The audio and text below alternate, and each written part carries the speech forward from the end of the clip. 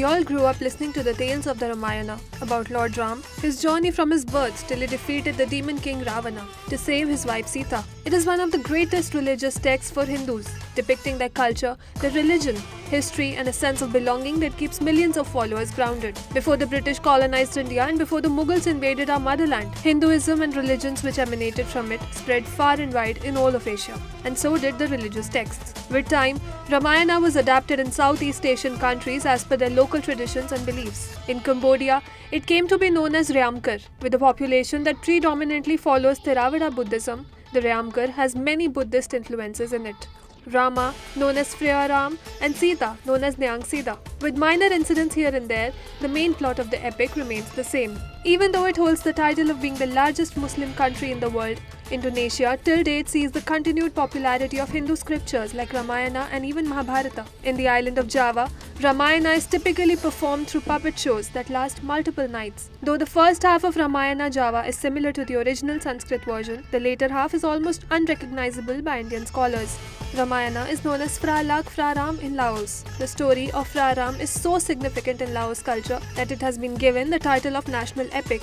After losing association with Hinduism, this Theravada Buddhist country is accorded the status of a Jataka tale or a recounting of the Buddha's previous lives.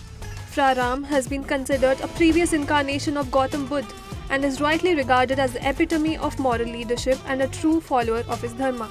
On the other hand, Lao Ravana is considered the previous incarnation of Mara, the demon that tried to impede the Buddha's ascent to enlightenment. Also, since the original Ramayana was set close to the Ganges, depiction of Phra Lak Phra Ram takes place close to the Mekong River. Hikayat Seri Rama, the Malaysian version of Ramayana, reached the country mainly through Tamil traders. Even after Islam became the dominant religion of the country, Ramayana's ideals of righteousness, loyalty, and selfless devotion ensured its popularity. In the period between 13th and 17th centuries, the epic was written as Hikayat, an Arabic word literally meaning stories, and is often regarded to be a form of Malay literature. The twist comes when the story focuses on Ravana as a just and loyal king, as compared to Ram, who is perceived as a bit arrogant. In Burma, Ramayana or the Yamazat-daw is also considered a Jataka story of Theravada Buddhism, where Rama is known as Yam and Sita is known as Thida. Introduced in the 11th century during King Anavrata's reign, the current version, widely popular in the country, sees Thai influences